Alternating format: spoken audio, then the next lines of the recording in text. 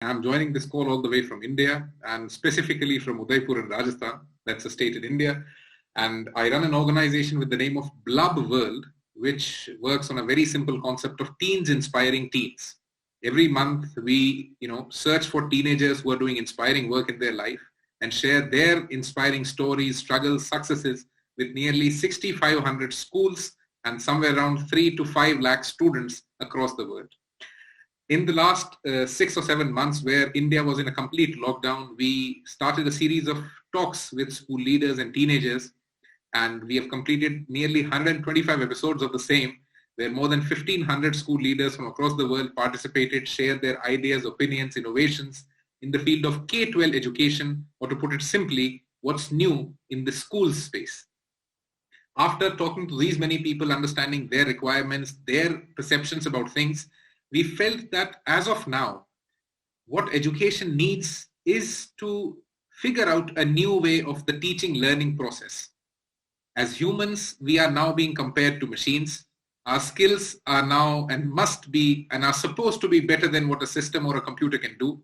So when all this comes into play, there's only one skill that humans have which keeps them better, bigger, and more capable than all the machines in the world. If you talk about artificial intelligence, if you talk about machine learning, all of these technologies work only on past trends. They need past data to work on, and humans as a race are intuitive. So that's the biggest skill that we now need to build on, and that's where we figured out that experience would not and might not be the most critical skill in the future. So when experience is not critical and we want a lot of innovation, we'll have to go to teens to ask them and to figure it out from them.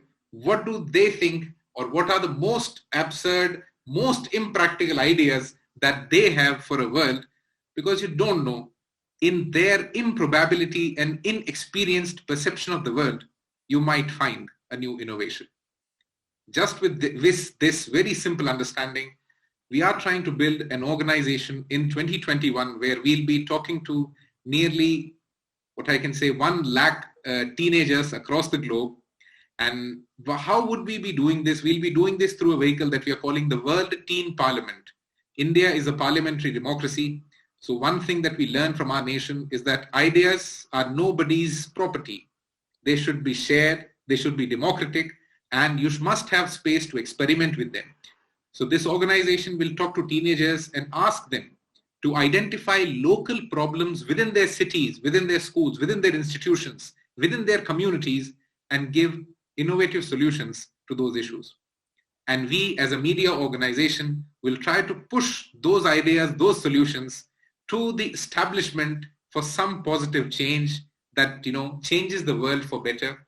The focus of the World Teen Parliament is simply getting ideas, and that also from teenagers, for problems that we face on a day-to-day basis. I invite all the people who are here, who are listening to this call, or who might be listening to the recording in the coming times. If you have any teens around you, if you have any school leaders around you, talk to them, tell them that there's one more platform where they can share their ideas, which we will make sure become a reality in the coming time. I hope I was able to get through to all of you, and it was some meaningful time that you have spent with me. Thank you so much, people. Thank you so much, Learning Planet, for giving me this time. If required, I'll again be very happy to take some questions or interact more about the idea. Thank you so much, people. Thank you so much. Namaste.